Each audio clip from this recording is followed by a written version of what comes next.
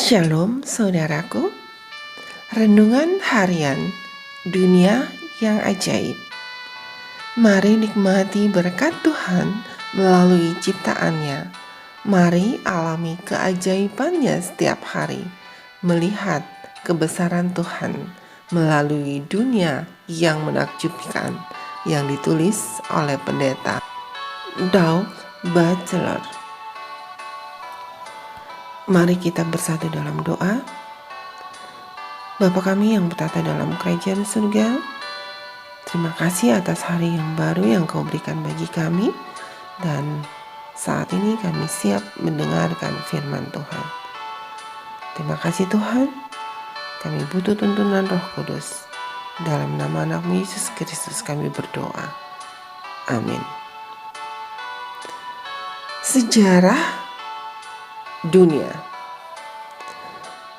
Judul hari ini, yang kanan atau kiri. Ayat inti Matius 25 ayat 33. Demikian firman Tuhan. Dan ia akan menempatkan domba-domba di sebelah kanannya dan kambing-kambing di sebelah kirinya. Penjelasannya, pernahkah Anda bertanya-tanya mengapa di beberapa negara para pengemudi menggunakan sisi kanan jalan dan yang lain di sisi kiri? Seperti Inggris Raya, mereka menggunakan sisi kiri.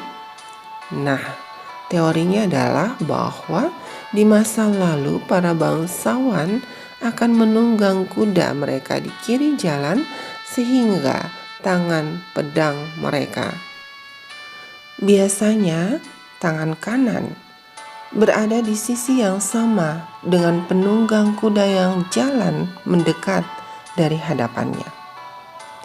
Secara alamiah, karena banyaknya bangsawan bersenjata yang lalu lalang di mana-mana, maka adalah masuk akal bagi para petani dan orang awam untuk berjalan di sebelah kanan, menghadapi lalu lintas yang datang. Selama bertahun-tahun inilah yang terjadi di Inggris dan Eropa.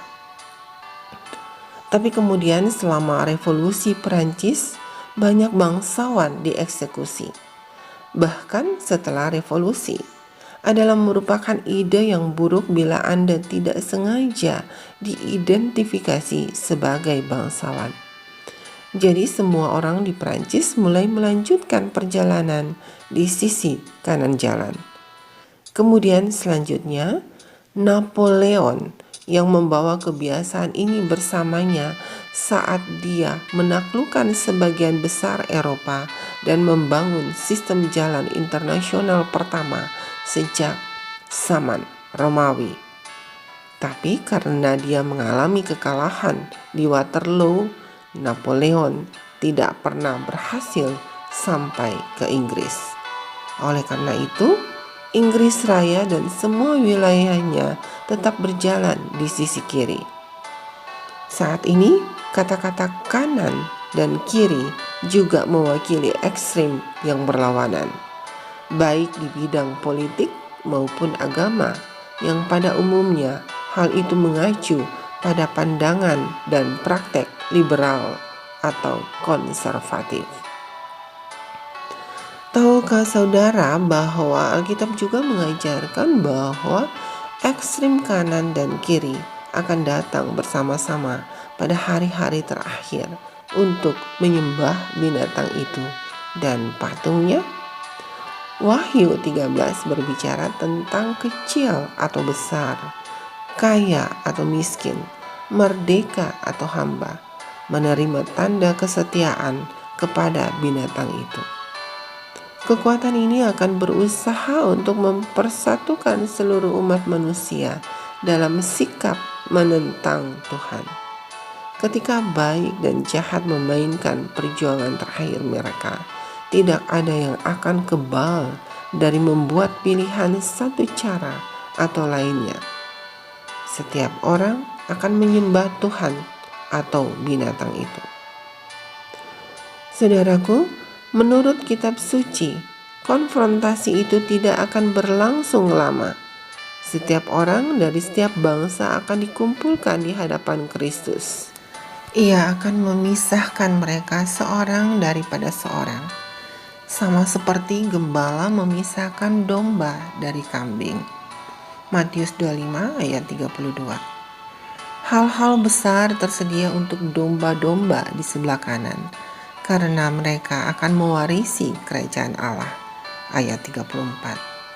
Saya ingin kepastian bahwa saya akan berada di sebelah kanan Yesus pada hari itu, bukan? Mari kita berdoa.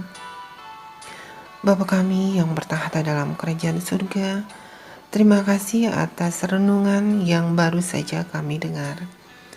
Kiranya kami bisa memilih antara kanan atau kiri. Tolong kami Tuhan, kami percaya kami akan memilih jalan yang baik, yang sesuai dengan kehendak-Mu. Kami bisa melihat mana kambing dan mana domba.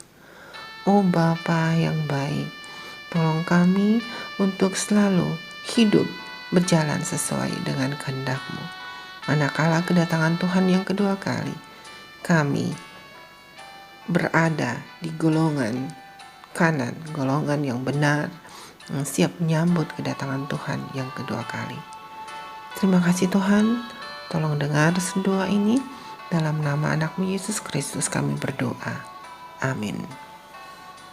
Saudaraku, demikianlah renungan kita hari ini.